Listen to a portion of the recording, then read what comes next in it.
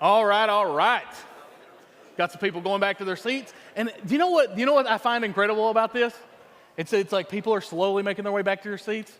But I know it's because you guys were out there talking to each other, which is a good thing. So great job, guys.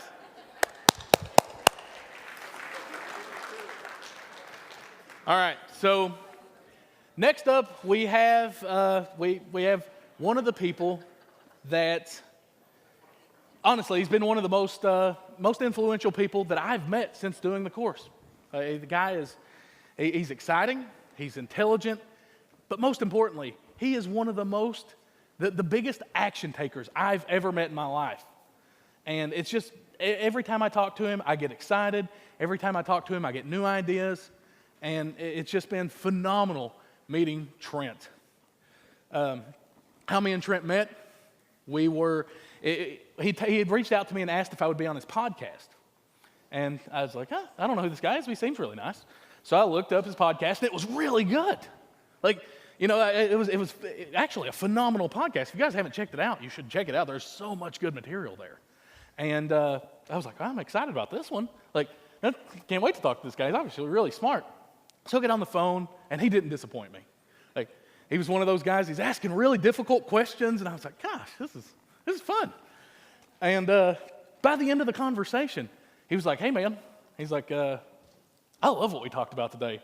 He was like, I've been doing private label. I'm going to stop that today, and I'm just going to start doing wholesale. And I was like, what the hell? You're kidding me, right? And he's like, no, man. And before long, he starts with wholesale, and then you just see this rise, and that's the mentality that causes it. It's like he's confident in himself, but more importantly, he's willing to get out there and try.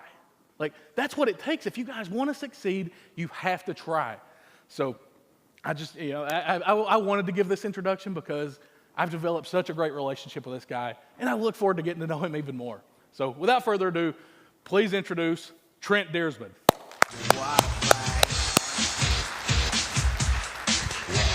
Absolutely, brother. Kill him. All right, welcome to another edition of the Bread Ideas Daily Nugget. I am your host, Trent Deersman, and we are live in Atlanta at the TWF. It is absolutely a thrill for me to be here. I want to thank you all for investing the time, and Dan and Eric and Dylan, I want to thank you for giving me the opportunity to be up on stage to share with you my presentation on how to make sourcing a little easier. But before we get into that, I wonder if I might indulge you for a very quick second. I don't go away very often on the weekends, and my daughter is turning 4, and she didn't understand why Daddy had to go away this weekend. So I want to take a very quick, short little video, and I'm going to do 1, 2, 3, and I want you guys to all say, "Hi, Kiana, your daddy misses you." All right?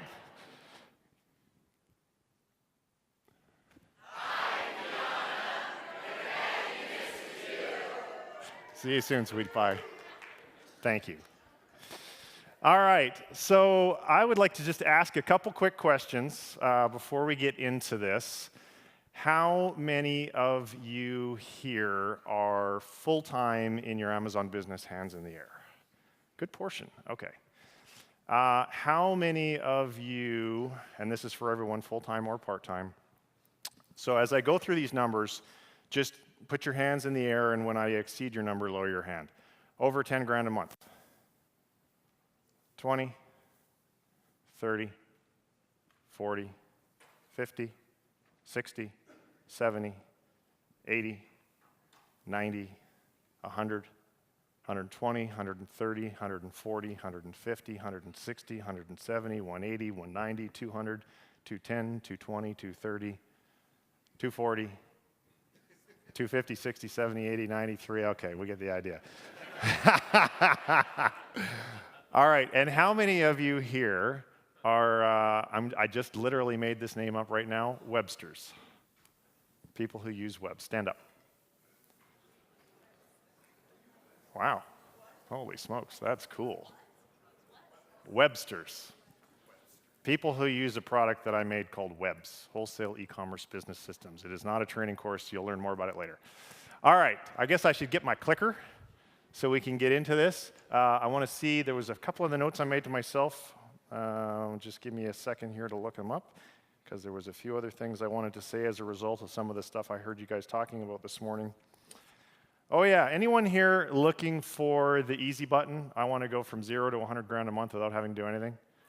Yeah, that's not this talk. But succeeding actually is in this business, and Dan's not kidding. When I want to, this is maybe will be helpful to those of you who are maybe experiencing some adversity in your lives at this point in time, or you're at that point of indecision. So I started in wholesale the day I interviewed Dan on my show, literally. Hung up the phone and said to my wife, that's what we're doing starting today. 5 months later, we were doing over 100 grand a month. 20 months in, we're doing over $250,000 a month. Very profitably, we've got a nice team. Life's never been better. What people who sit in the audience oftentimes don't know about those of us who are on stage is that we struggle and we fail just as much as you guys do. And my story is no different. Prior to getting into this, we had a marketing agency that did okay, and then we got one really big client, and so for about almost 2 years, life was pretty easy because we had this one really big client. And in April of 2016, because I have this podcast, I have lots of what I call internet friends, people who've been on my show, and one of my internet friends, I kid you not, his name is Country Music. I hope he gets to watch this because he'll crack up. But he Skypes me one day and he says, Trent, you got to get into this Amazon thing. I don't really need this anymore. He says, I'm killing it. I'm in private label. And I'm like, private what? I don't know anything about Amazon. Oh yeah, you on Alibaba and blah, blah, blah, blah, blah. So he finally talks me into it. So April of 2016, I didn't even know wholesale existed. Never did retail arbitrage, no online arbitrage, didn't know what that was a thing either. So I say to my wife, I'm going to do this side project while we're coasting on big happy client, and we'll see if we can make this Amazon thing a go. 1 month into that, the client gave notice, and our income went to zero.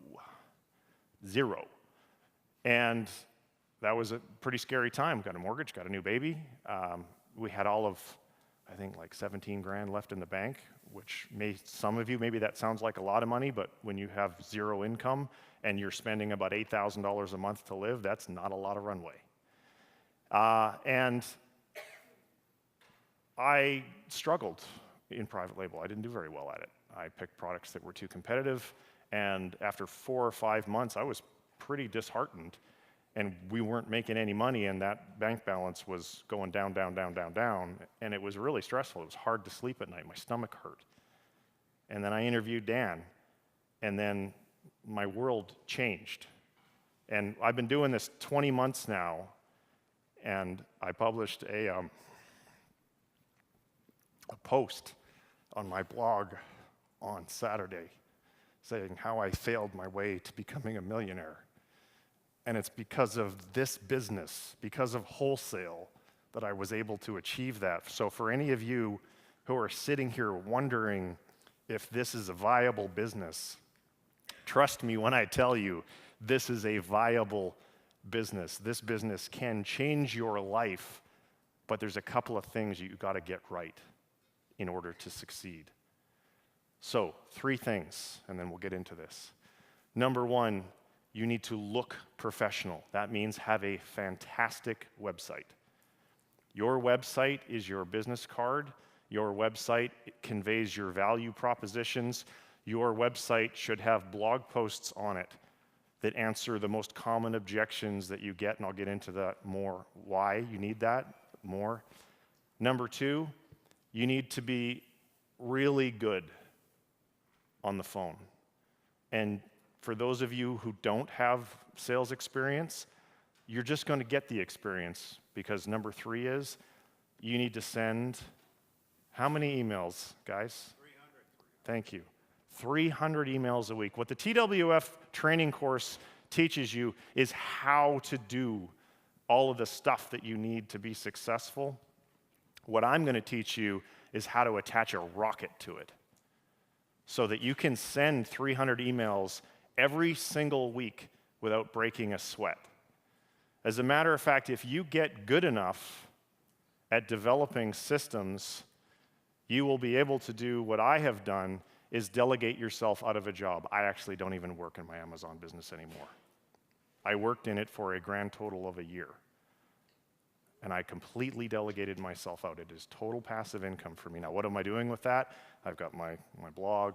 I'm creating an e-commerce brand around motorsports outside. I'm co-founder of a software company. I get to do all this other stuff because of what wholesale did for me and my particular obsession with not abdicating my responsibilities, but delegating my responsibilities. Years ago, I read a book by George Gerber, The E-Myth. If you haven't read the book, you need to read the book. As the CEO of your business, your job is not to work in your business. Your job is to work on your business. Maybe some of you have heard, how many people have heard that before? Okay, for those of you who have your hand in the air, put them back up again. How many of you could take a month off from your business today and it would not hiccup? You got some work to do. All right, green one, I'm assuming, makes the slide go forward. There we go. All right, oh, look, I get to have it down here. Wow. Our results. So I wanted to show you this just so you had some idea of where we're at, which you probably can see in the third box on the right is the gray one. That's our 30-day trailing number. 227,000 in revenue and about 42,500 in profit, and our margin was about 18.9%. What's changed? So last year when I gave this talk, this slide, the goal of this slide was to emphasize the importance of tracking your numbers. This is a business of numbers. You need to know your numbers. And there's lots of places that you need to know your numbers, but with respect to sourcing products, what this talk is about, you need to know how much money do you make every time you send an email? How much money do you make every time you pick up the phone? So in our case, the gross profit for every email sent was about $11, and for every phone call was about $33. Back then, we had sent over 2,000 emails. We've sent many, many, many, many, many more emails than that. So I didn't update these numbers this year because honestly, I didn't want to have to do all that math all over again, but I can tell you that they're not changed significantly. So if you're going to succeed and you're going to do it quickly, you need to treat product sourcing as a production line. And if you're not sending at least 200 emails every week and you're new at this, in all likelihood you will get frustrated and give up and quit. Because the failure rate of emails sent, the conversion rate, which is the opposite way of saying that, is only about 2%. So if you're out there manually doing all the things that you need to do, things that I'm going to explain to you in this talk, to send your emails, and you're getting like 50 a week out, you're not going to succeed. You're going to fail. Because your attitude, more than likely, unless you are the most resilient human being on the planet, your attitude will probably go south before your cash flow goes north. If you are not sending 200 emails a week in this business, in my opinion, you're doing it wrong. So, how do you send 200 emails a week, you ask? Well, you need to have a process, and it's the process that TWF teaches. It starts with leaf sourcing so that you can find sellers. You're going to then we use Price Checker 2 to extract the product list of those sellers and dump all that product data into a spreadsheet, and then we filter it by how much potential profit per product per month. So this is just a business of investing dollars. I send my money out to work for me, and it ideally brings home some friends. So instead of investing in the stock market, we invest in products, or I should say now we invest in relationships, because initially our business was about products. And if you're new and in the beginning, that's just fine.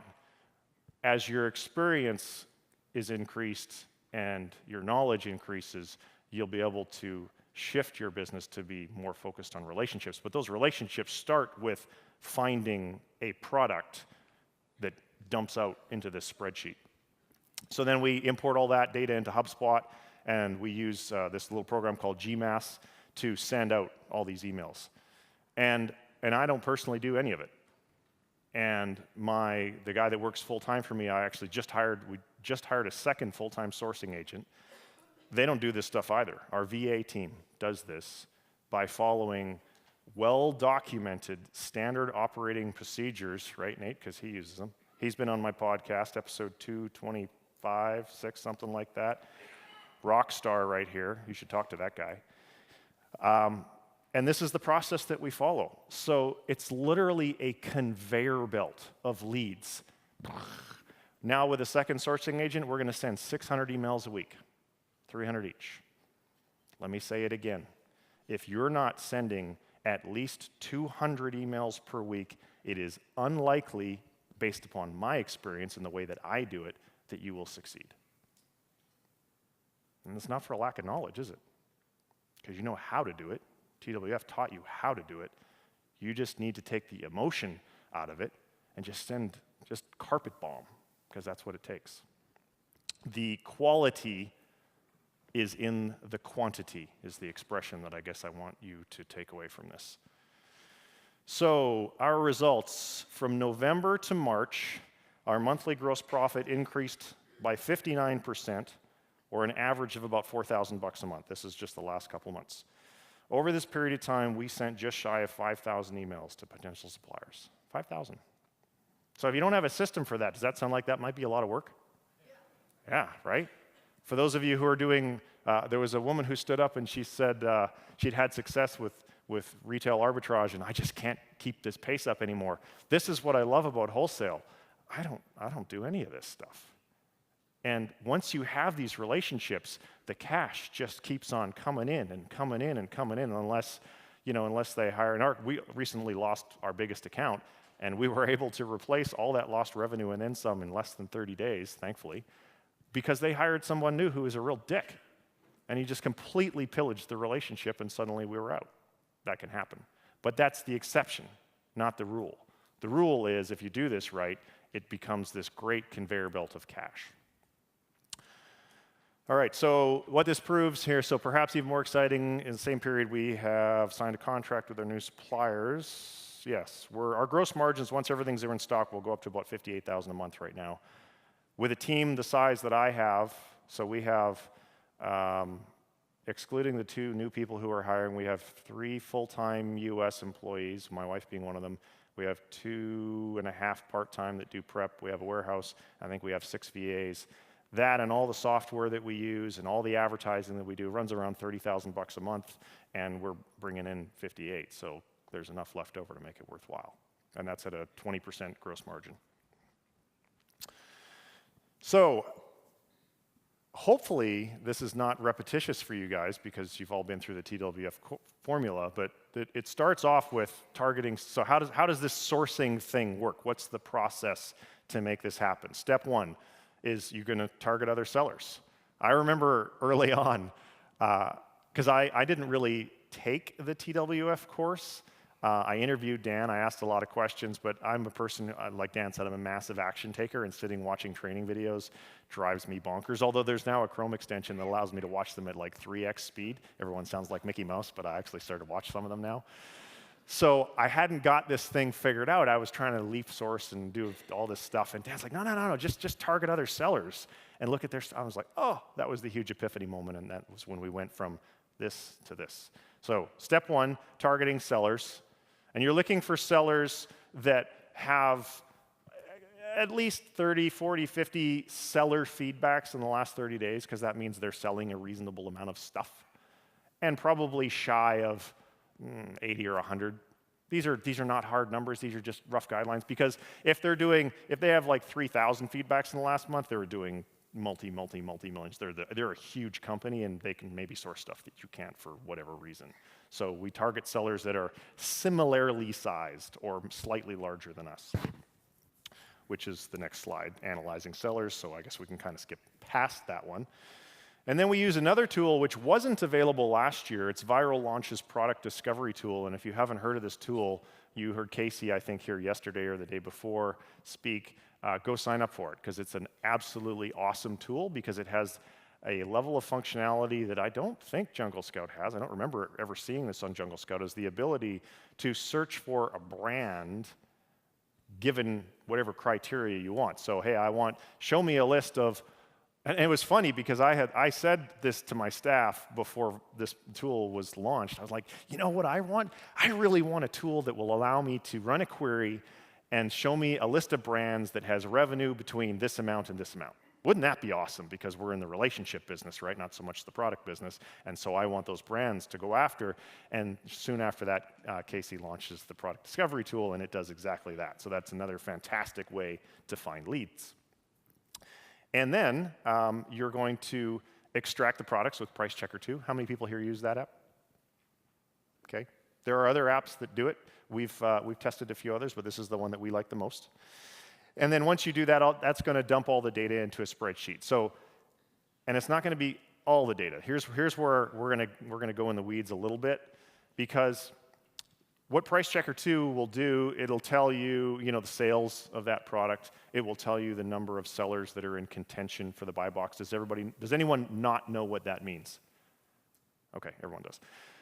Because you have to, let's use a math example. Let's say that the product does 1,000 units a month, and there is one seller in contention for the buy box. If I was going to be the second seller, I would get 500 units, and they would get 500 units, based upon an assumption of a minimum of a 15% gross margin. My profit would be X.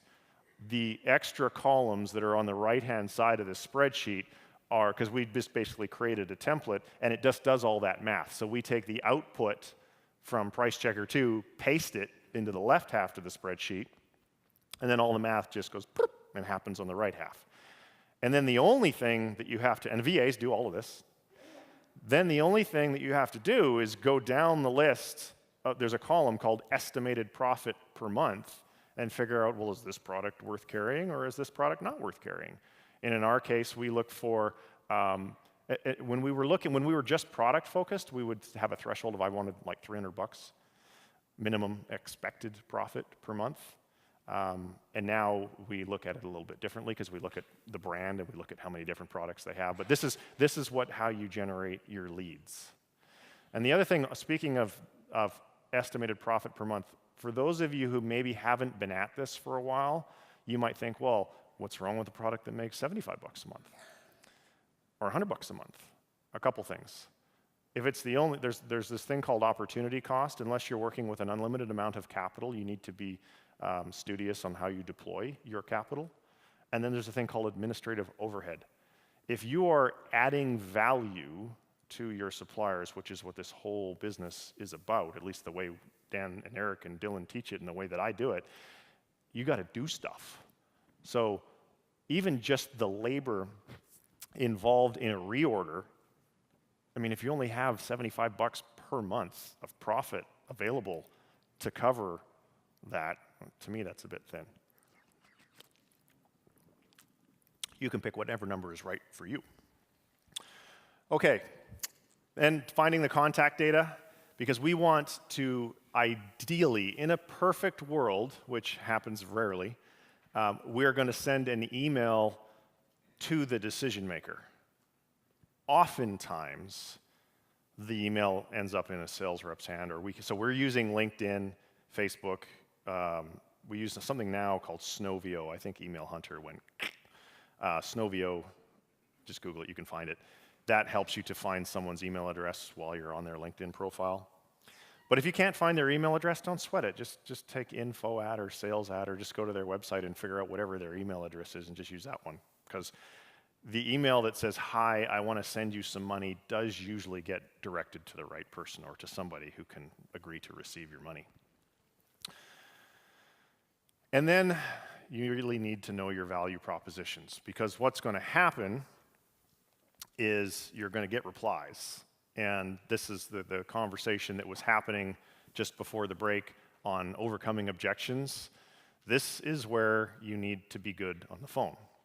If you are sending 300 emails per week and you are not any good on the phone, you will succeed, because I've landed plenty of accounts without ever talking to people, but you won't succeed at the level that we're at, because you need to be able to be good on the phone. For those of you April's in my mastermind group, and I give her a lot of hard time about being on the phone. And how much better are you at it now? Getting there, yeah. The reason that you shouldn't be scared of the phone, number one, is you're not trying to sell them anything. You're literally trying to send them money. Don't forget that. And the person on the other end of the phone, their job is to sell product to you. So don't forget that either. But the mere act of sending 300 emails a week will give you ample opportunity to practice your phone game.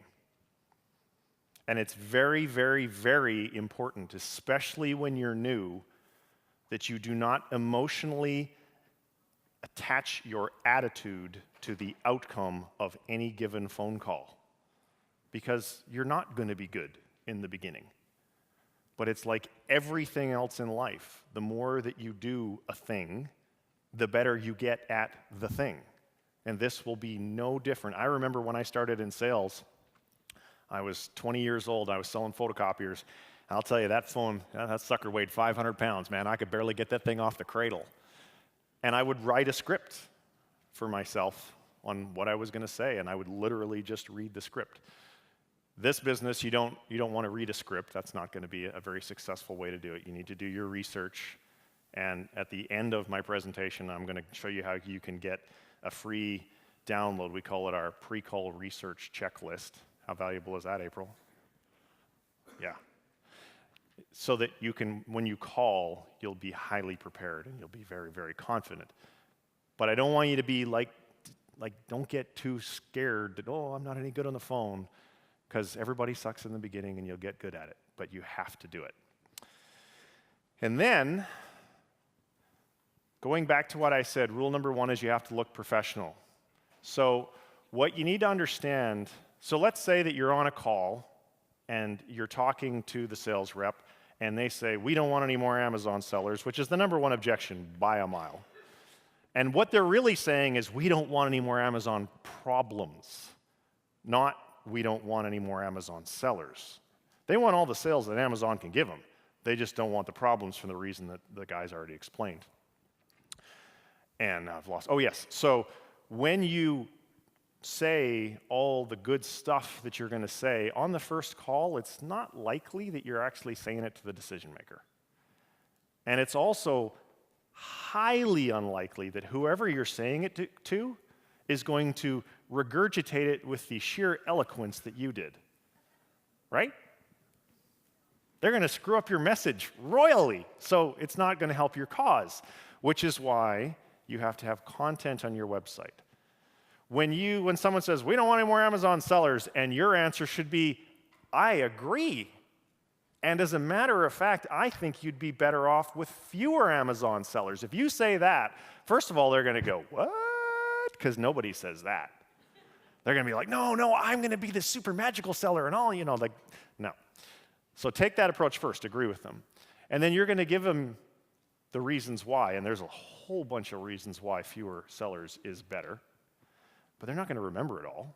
So you're going to have a blog post on your website that says why having fewer sellers on Amazon will help you to increase sales, or some version of that title, and you're just going to send them a link to that blog post, so that now when they forward it to the decision maker, whoever that may be, they're going to be able to hear it in your words, as opposed to some sales rep's bastardization of your words. Is this helping so far? A whole lot of quietness going on out there. Okay. So we're going to make contact. We're going to do it lots and lots. I get asked all the time, hey, Trent, can I have your email template? And I see people taking pictures of it already. That's last year's email template. Don't get hung up on the exact email template. Yes, some of them do work better than others. There's absolutely no question. Nate, how often do you split test your email template? Like all the time. I mean, like daily. Correct. We had a content lesson the other day about email. You know, you were here for that. But anyway, I learned ideas out of that. I'm going to Yep. probably test some of that. So Jared on our team, out of his 300 that he sends every single week, he takes 100 of them for testing. So you have your control email, which is the one that's working, and that's going to go to 200 people. And then you have your wildcard email, which is some new version that you think is going to work better, and you're going to send that to 100. See why you got to know your numbers? Because you need to know which one works better. And this is all super easy to track with, I think GMass actually does all of this for you. And there's two things that you would want to pay attention to. Your reply rate, but more important than your reply rate is the quality of the responses. So the backstory on that is this. When we first started, we had pretty short emails, not unlike what you see on the screen there. We don't have a link to the ASIN on Amazon. We don't blatantly flaunt the Amazon thing in the first email. It basically says, hi, I want to buy your stuff. What do I got to do to open an account? So I thought, well, that's going to be really great. And that short email had the highest reply rate, but it wasn't the best email. And here's why. Your job, my job, is to find brands that are keeling over in pain. And the way that we have found to do that is now we send a big, long email. I know you get contacted all the time. I know you don't want any more Amazon sellers. But you know what? You'd be better off with fewer of them. So here's a link to our blog post. And most sellers are predatory, and they're bad, and we're good, and here's why, and here's all the things we're going to do, and we're awesome, and this is all the benefits, benefit. The response rate on that email is low, but I'll tell you, the quality of the replies are very, very high. We can go from we can regularly do, and since we started using that, by the way, in the last 4 or 5 months, our growth rate has just gone up like crazy. The sales cycle, really short. We've gone from hi, how are you, to contract in under a week. Which brings me to something that's not on one of my slides, exclusive versus co-exclusive. We used to think exclusives were all that in a bag of tricks. To be the only one, the major account that we lost, in theory, we were the only one. We were the only one authorized. But it was a boatload of work, number one. But worse than that is it takes the sales cycle and it makes it go long. Go for the co-exclusive instead. Find some other seller to team up with and both of you do it. You'll way shorten the sales cycle and it's way less work because you get to share it with somebody else. So cadence, email, phone. I'm pretty sure that Jared is still doing exactly that. Handling replies. So the TWF guys have this great thing called a product score. So this is optional. You don't have to do this. We're pretty thorough to begin with. So it's not oftentimes we're getting a reply from a product that ends up being a crappy product. However, if you are new-ish and you have limited capital-ish and limited time-ish, it wouldn't hurt to run it through the product score just to make sure before you put all this time and effort into maybe doing a pre-call research report, which is the thing that you're going to do before you call them. You might want to just double check because this only takes like a minute to do. In our case, we have some other attributes that we consider. How many employees they have. Like if they have 5,000 employees, that's too big of a company. I'm not going to ever have a great relationship there. It's just not going to work. If they are more than one direct flight away from us, I'm not going to pursue them with too much vigor because I don't like to travel, honestly, very much, and I don't want to have to travel. And there is great value in FaceTime with your suppliers, but I don't want to, I just, for whatever reason, don't want to have to go very far. So those are our personal criteria. If those aren't things that are important for you, then don't do them. And then call them.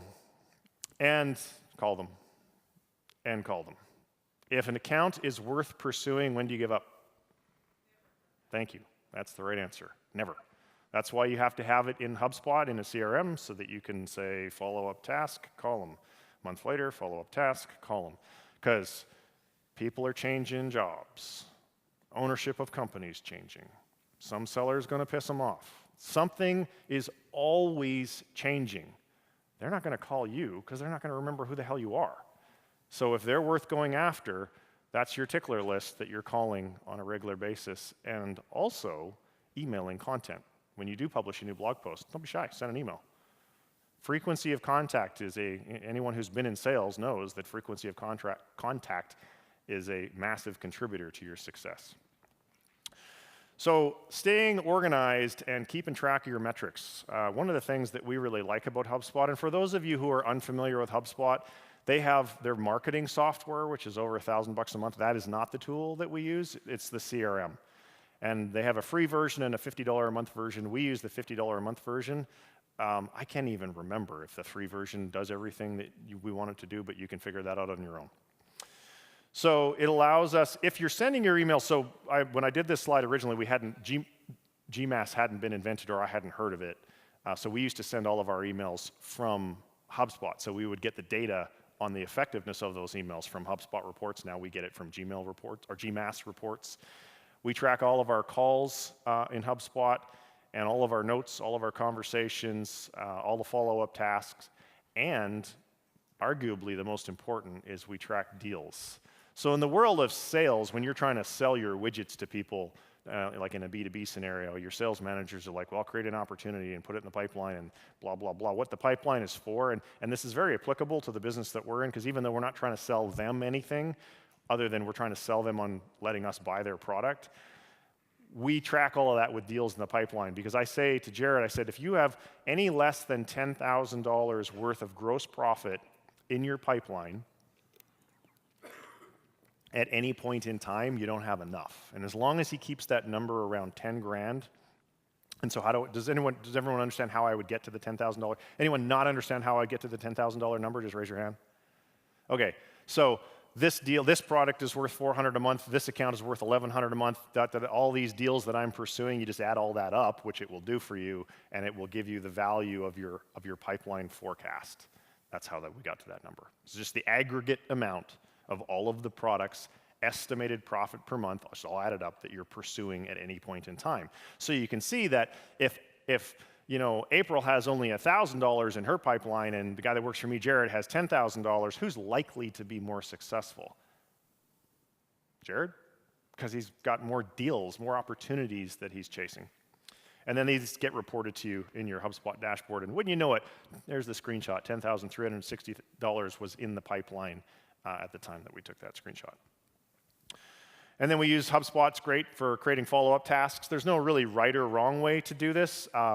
For organizational purposes, we kind of have the subject line. We always keep it the same so that we are able to, it makes it easier to search later on.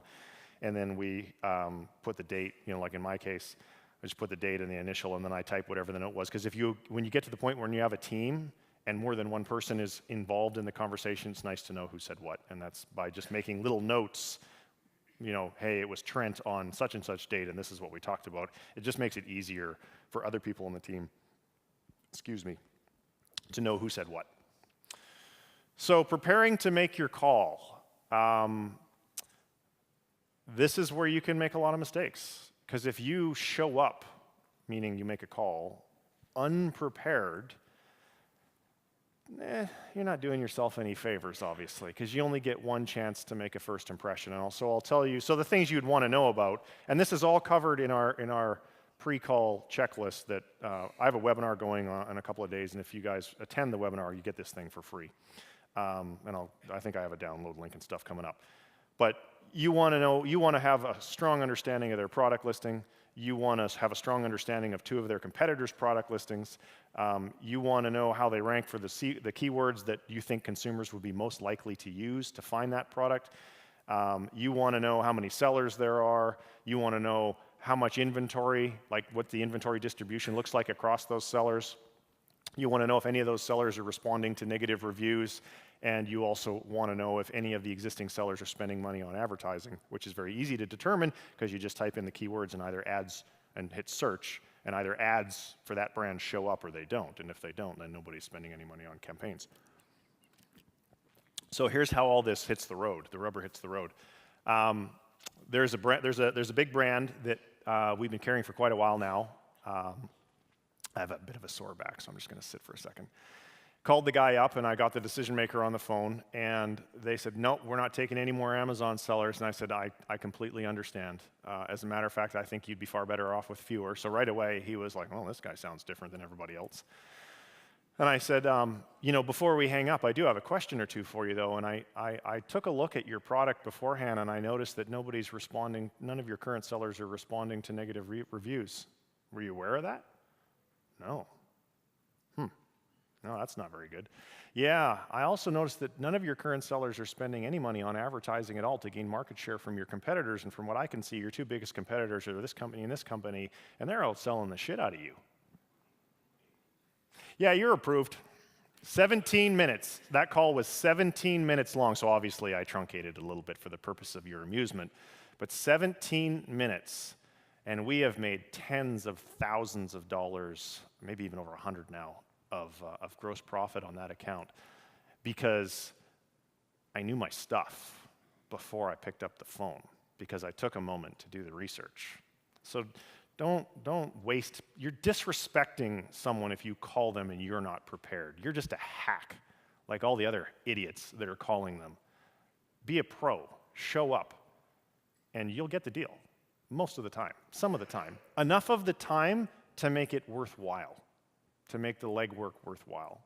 And if you're a real systems nerd like I am, you think I'm doing all this research before I don't even make the call anymore. Jared makes the call. But do you think Jared's doing all the research before he makes the call? What do you think, Web's users? Hell no. A VA is doing it all, according to a system that I built. It's like Lego. And then it's just where this beautiful report just shows up. And you could just make them look at the report and make the call. Your time is your most valuable asset. Most new entrepreneurs wildly undervalue their time. You can hire a VA for $3 an hour. What the hell are you doing this for? Because that means your time is only worth $3 an hour? Really? So there's and I guess I'll go down a little rabbit hole for a minute. There's a sidebar conversation for all of you who are new-ish to being an entrepreneur, who are trying to make the transition from being an employee to being your own boss. More than any systems or training program, you need to get your head right. You need to have an entrepreneur's mindset.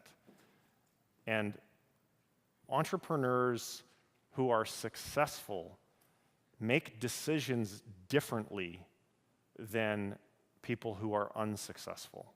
And it's all about mastering your fear.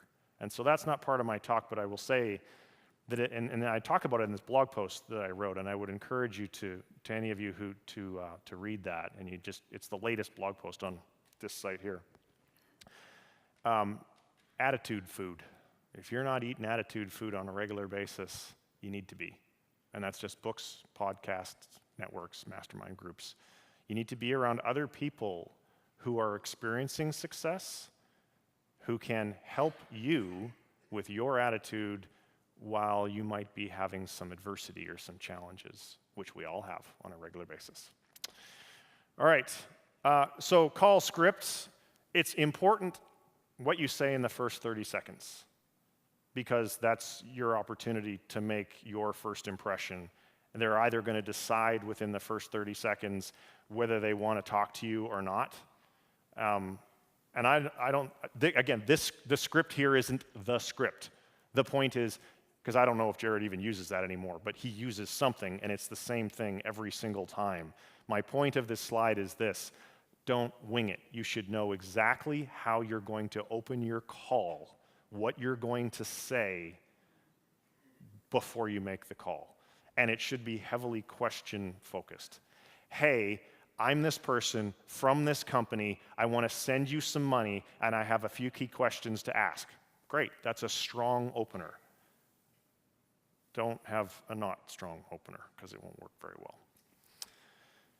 So I think the objection stuff has been covered a fair amount, so I'm not going to go deep into this other than to say, number one thing, agree with them.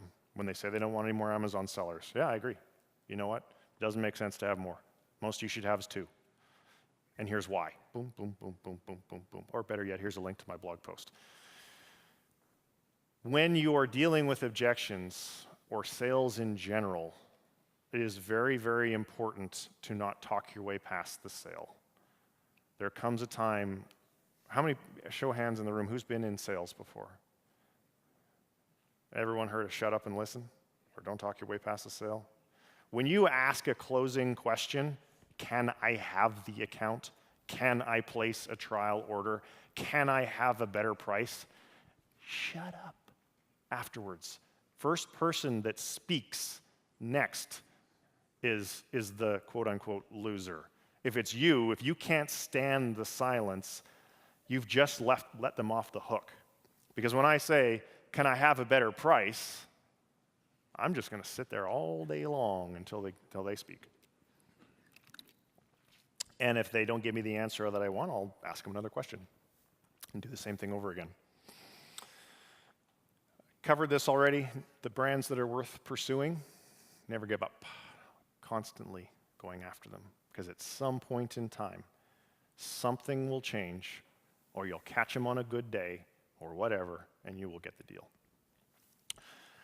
So remember, 2 slides left. It is a numbers game. To achieve those numbers, how many emails a week do y'all need to send? Correct. All right, if you would like to get a free copy of our pre-call research checklist in PDF form and attend a webinar where I'm going to be going deeper into this and doing a bunch of Q&A, and we'll do some Q&A right now as well, brightideas.co/sourcing. Last time I checked, took you to the webinar registration page. And yeah, love to see you there. All right, so at this point in time, would be quite happy to, I think I still have, they're giving me another 31 minutes, so any and all questions, fair game, please use the mics, and let's hopefully have some interesting discussion. Somebody get up to a mic, or I get off stage early.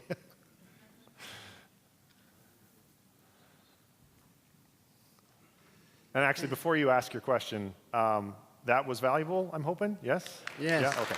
Yes, it was. It's hard to tell because I'm up here talking and I just, there's a lot of bright lights and I don't know if I'm boring you to tears or adding value. All right. Yes, my name is Michael, and I had a question. I've been meaning to ask either Dan or Eric or Dylan or somebody for a while. But is there some way that you can guesstimate what your shipping costs are going to be when you're trying to price items? You know what you can buy it for and what they're selling for on Amazon, but you need to know what Amazon's charges are. That's easy to get, but Yeah. how do you guesstimate what the shipping costs might be? Weight per pound, just dollars per pound rather. So you'd have to ask my wife because she knows these numbers. I think we use 55 cents, but I honestly don't really know. Is it less than that? Okay, 35? Yeah, so you're just going to have a number. And we're typically sourcing products that fit in a shoebox, lightweight, under 5 pounds, shorter than 18 inches. So as long as it fits in a shoebox, in other words, it's a standard size product, the dollars per pound should be fine.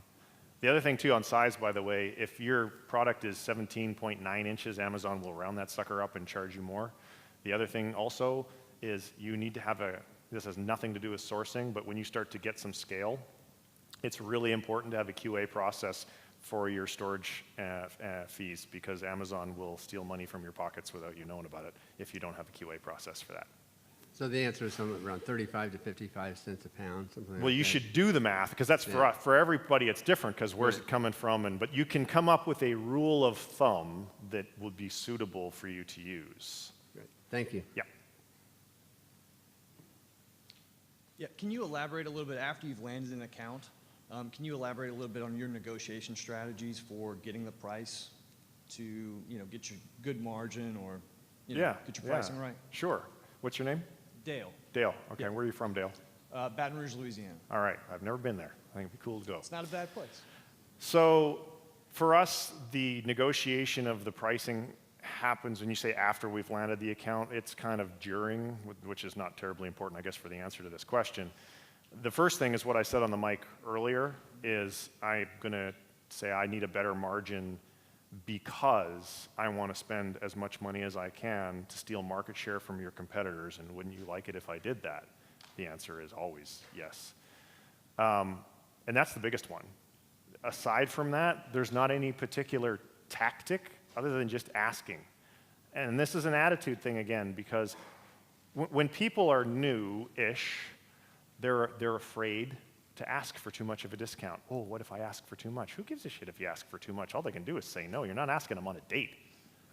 Ask. If you want 20% margins, decide that you want 20% margins, and just tell people, well, you know, we can't do this for less than 20%. That's our company policy. Oh. And then tell them what the number needs to be for you to get 20%. Do they agree all the time? Nope. Do they agree enough of the time to make it worthwhile? Yep, definitely. So just ask. Okay, thanks. And having the reason, of course, you know, why, Yeah, it very helpful. providing the value Correct. prop while you have the conversation. Correct. Yeah. Okay, Correct. thank you. You mentioned you changed your email to a longer form, Yeah. had played with that. Can you elaborate a little bit on what you thought was most effective, what you included in that? Like what points did you hit? Yeah, so I could pull out the email and read it, but I'm not going to do that because everyone will then sends the exact same email, and that's Yeah. not effective for anybody. Just kind of So make in the notes. first paragraph, we acknowledge that having fewer sellers is better. And there's a link to, I think, 2 different blog posts that emphasize that point. And then we make sure that they understand there's 2 different types of sellers. There's predatory sellers, which are those folks that disrespect map and race to the bottom, and they're not doing you any favors. And then there's value-added sellers, because they don't know that. So we make sure that they understand that we're the latter. And so now that they know that we're a value-added seller, we just bullet points. Here's benefit, like all the stuff we're going to do for you, and benefit. It's basically like one big long sales letter. And I didn't even think it up. I asked Jared how he did it, and he goes, well, you actually had various pieces of this content in your videos and stuff all over the place. He said, I just sucked it all in and made a big email out of it. Okay. And it's been a game changer for us. Cool. Thank you. You're welcome. So I'm Nancy Smith. I live in Flagstaff, Arizona. I've been there. Yeah.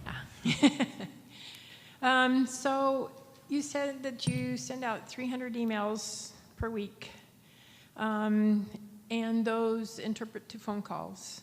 So I still work full-time. I'm trying to make phone calls in my car in the parking lot. Yep. And so I just need to have like an estimate on like, you're not going to call all 300 Oh, that God, week. no. So, like, what is your estimated on phone calls for the week? Because Jared- I have a VA, and he'll do the emails and everything else, but I have to make the calls. So Jared makes 50 calls a week right now, but we, a month ago, started to test having a VA make the first phone call to ask 3 important questions. Do you have MAP, and are you aggressively enforcing it? Are you brand registered, or do you want to be? And are you limiting the number of sellers on your listings? Because if they give us the wrong answers to those questions, we don't want to talk to them. Even if there was margin available, experience tells me it's not going to be available long enough for me to even get through my first order, so I don't care. So, and then you would have the VA ideally set an appointment for then you to get on the call. So we're testing the effectiveness of that, and I don't have enough data to give you the answer. But what I can tell you with certainty is that in a typical week, Jared makes 50 phone calls, so that's 10 a day. So, and your VA, they're from the Philippines, so they have a Oriental accent, or are they? No, we've found VAs that have perfect English. Okay. All right, thank you. Mm-hmm. You had mentioned the WEBS application for processing. Where Yep. do we get information on that? I'd really like to look at that. So if you come to that webinar, Right. you'll then be in my marketing funnel for Webs. And Webs will be available for sale on April 16th. That'll be the first day that you can purchase it. And you'll learn all about it by that's the start of it, is just go into Do you that have any particular. discount codes because we are here or something like that? No, okay. No. I tried to try. Right? Hey, ask, Only ask, thing you'll say ask, is right? no. For you, 20% higher.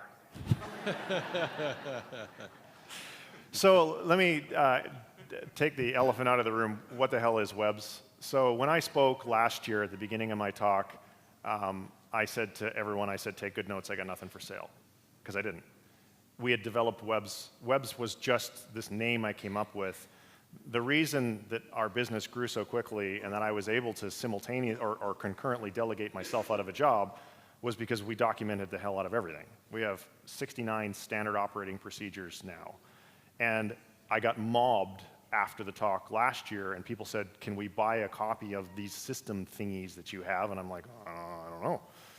And so Dan said, you really should make a copy of that and just take your proprietary info out, which we did. And so I needed to come up with a name, and wholesale e-commerce business systems webs. Okay, that's what it is.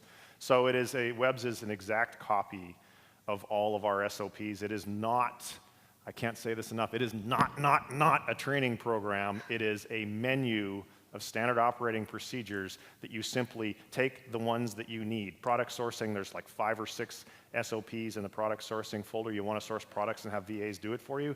Take the checklist, assign it to a VA. Take step 2, assign it to a VA. That's it. So webs, as a number of the people in the room who stood up, webs people stand up again. These are the folks, because I don't want to sell it from stage, even I guess I'm kind of sort of doing that, but these are the folks you want to talk to. They use it, and there are some pretty successful sellers and some really great stories with these people, and it's like rocket fuel for your business. Okay. Hi, I'm Guylaine Doré. I'm from Quebec in Canada. Ah. But, I live in Dallas, Texas at the moment.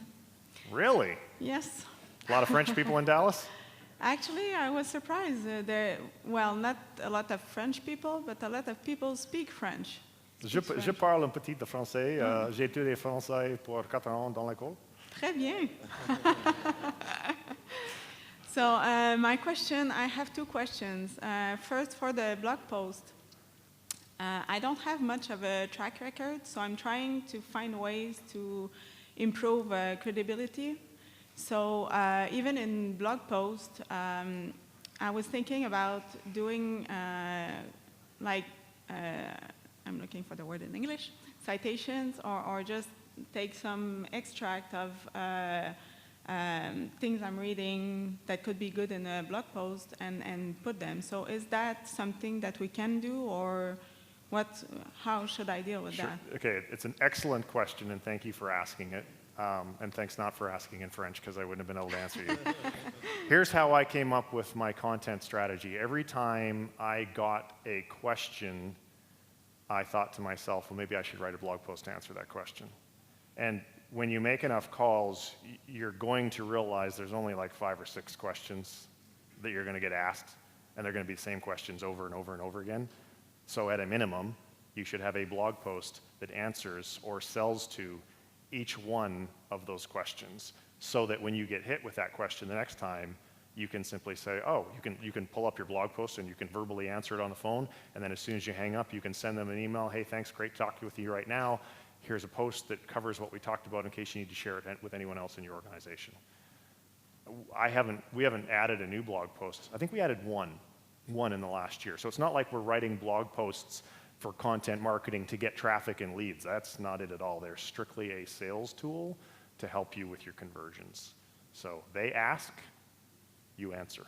Okay, but you would not, I read your blog post, but you have a lot of experience, so you do have some credibility.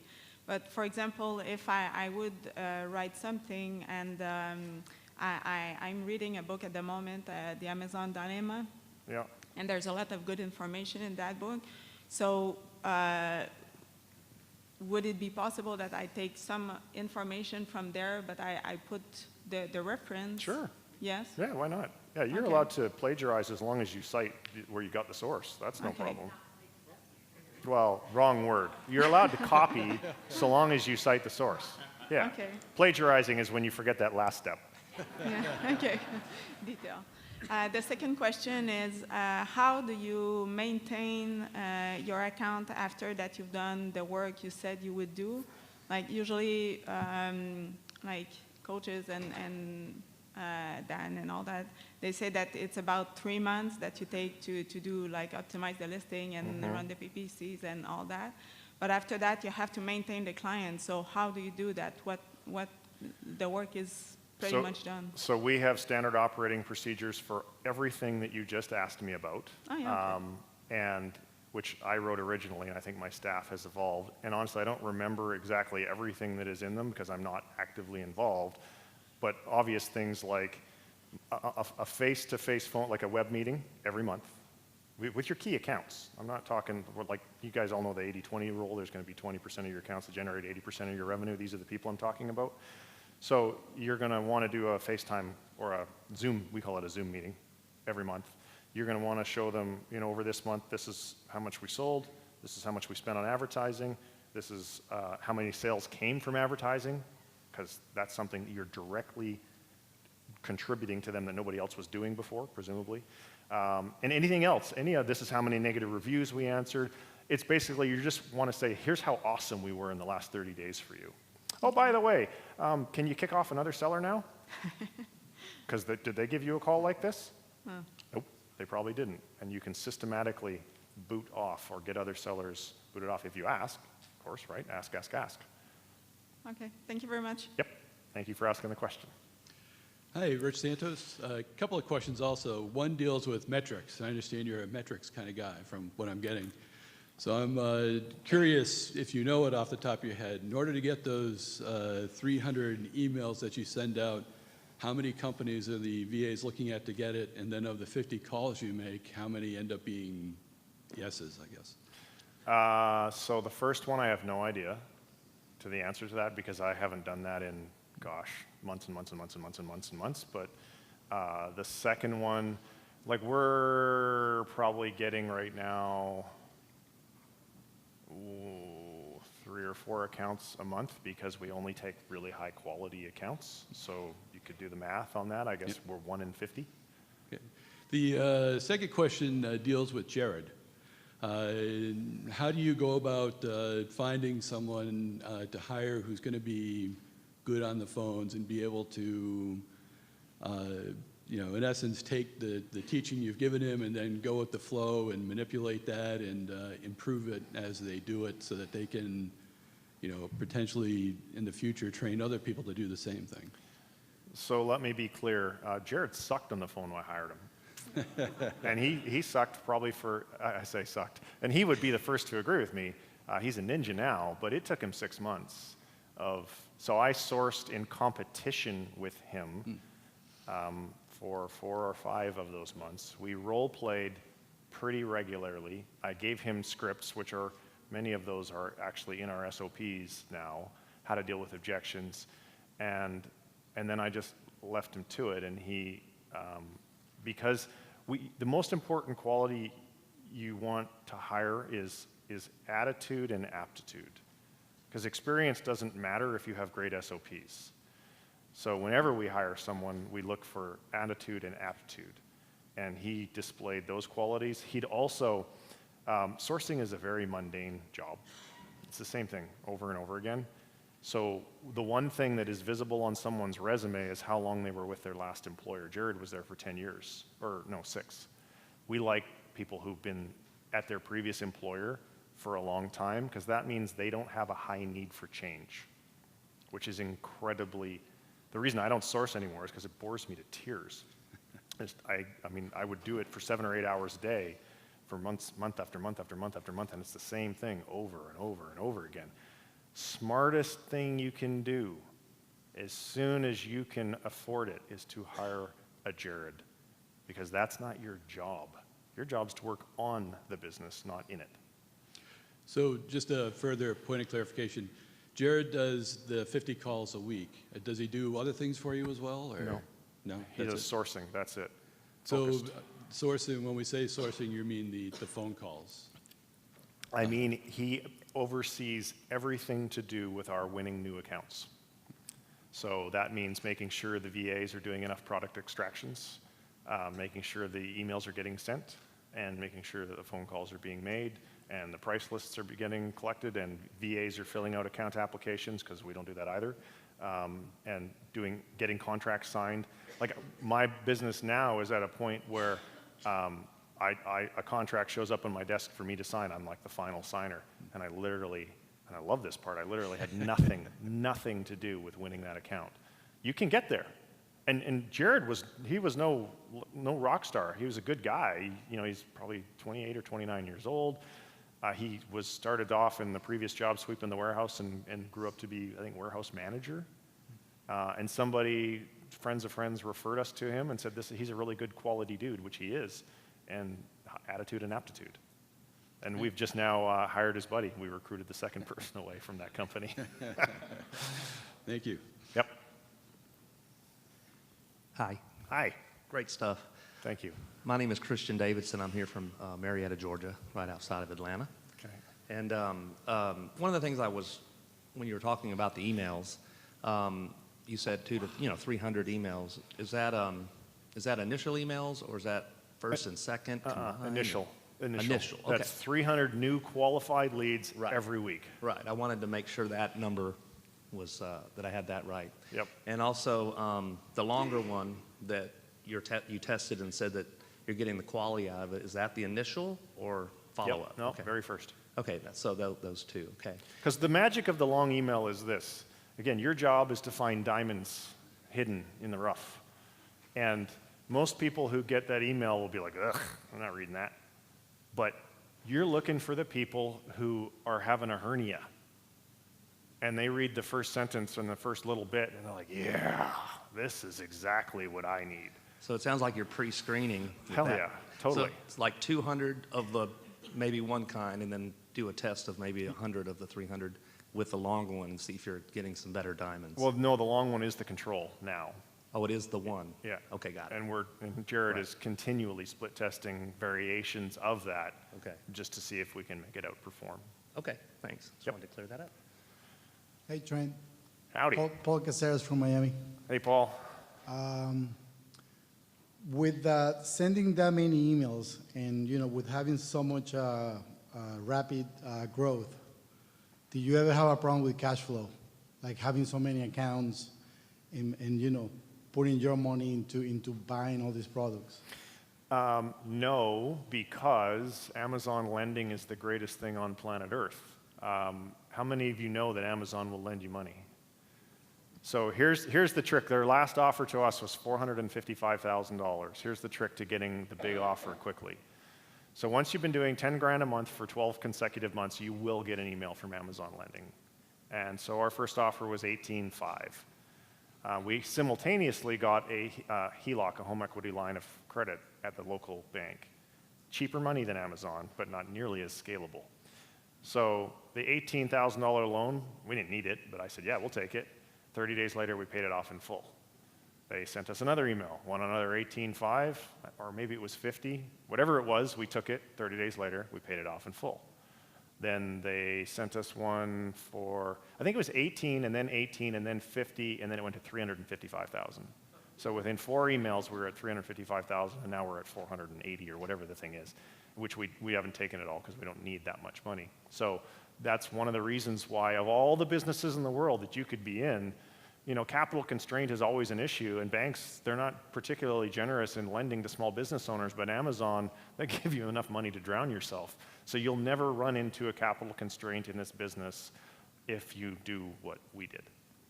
Thank you. Hi, Trent. I'm Michelle, and I'm from Marietta, Georgia, also, just up the road. You guys should be network and accountability buddies We then. We got All our right. mastermind going, so. And anyone else from Marietta, Atlanta, come join us. My question is about your value proposition of offering a prospective brand owner that you will advertise for a certain number of days.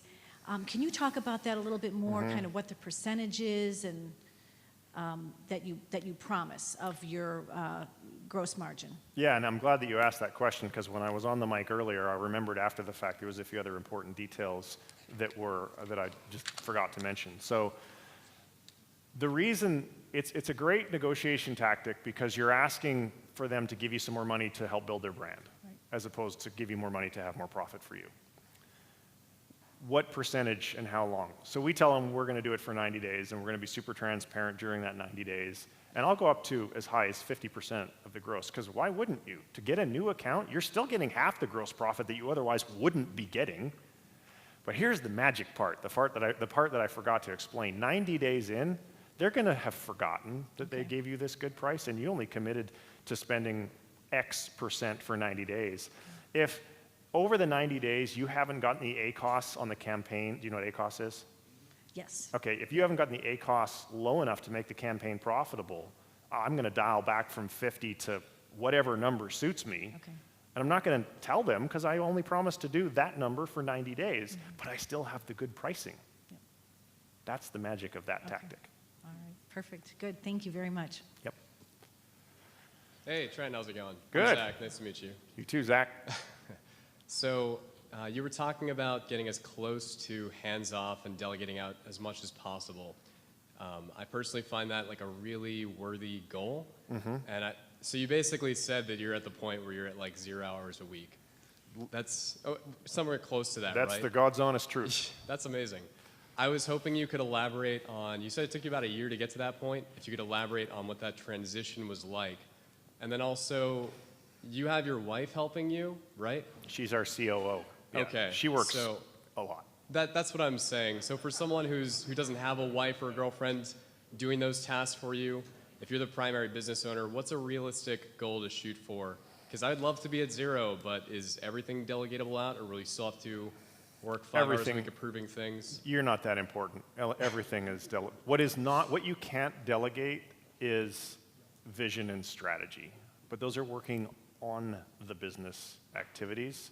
So, it was my decision to come up with creating SOPs. It was my decision to decide we're going to focus on exclusives. But those are like decisions at moments in time. That doesn't take much time to do. And then you give your marching orders to the team. So what did it look like for us? The very first thing that you need to get off of your plate, so you have to become sourcing masters, sourcing sorcerers. Whether we play Cards Against Humanity, everyone play that game, and there's a card in there. I'm not going to say the first word, but it's a mother sorcerer. That's what you need to be with sourcing, because that's what's going to build your cash flow. And your cash flow is going to give you then opportunities to start building your team. So your team initially is going to be virtual assistants, and you'll always have them. But I can't underscore enough the value of hiring US employees.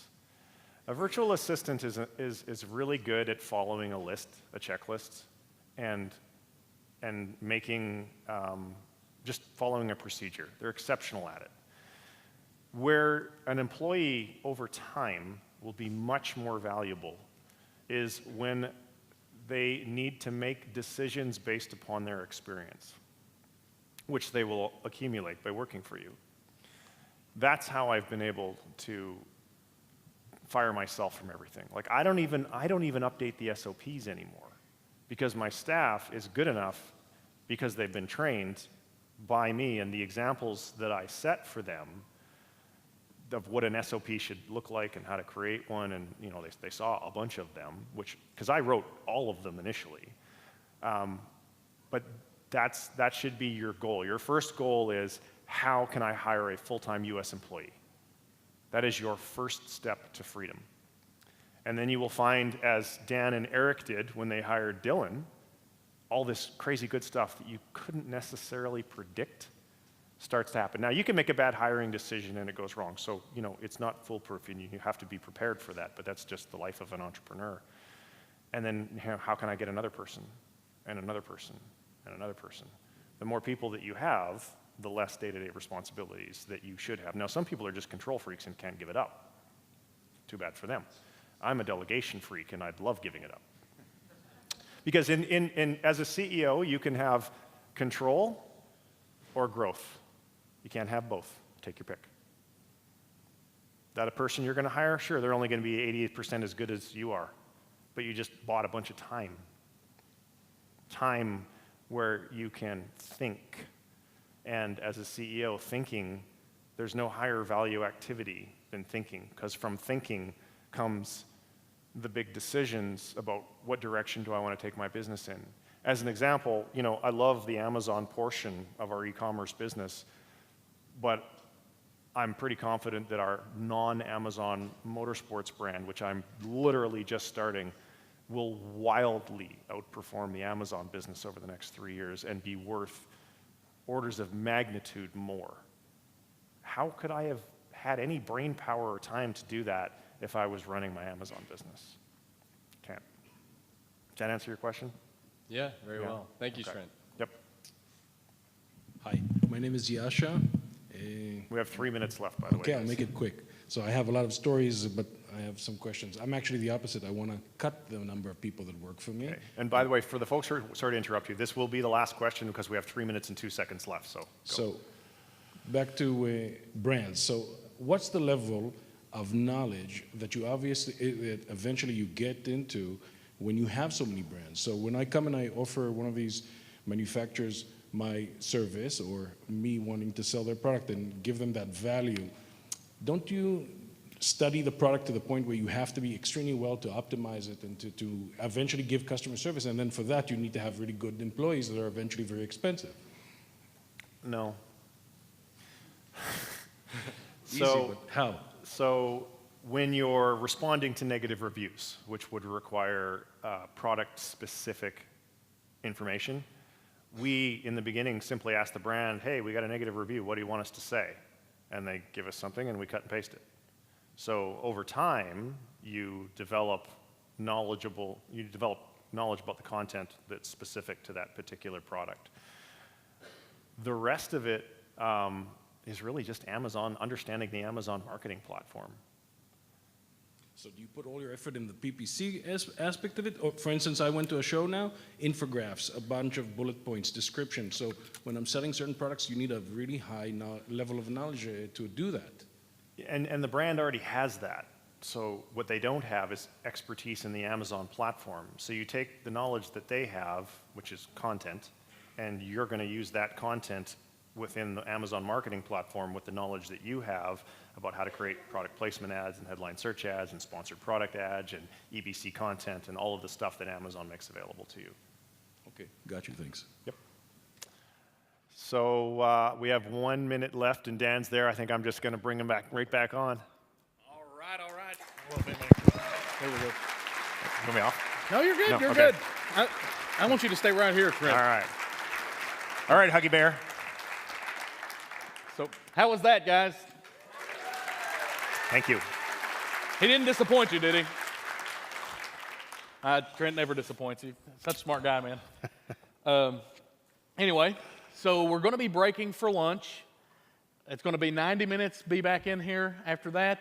But I want to make a couple quick announcements before we do that. The first thing, again, our sponsors are out there. Definitely stop by their booth, check them out.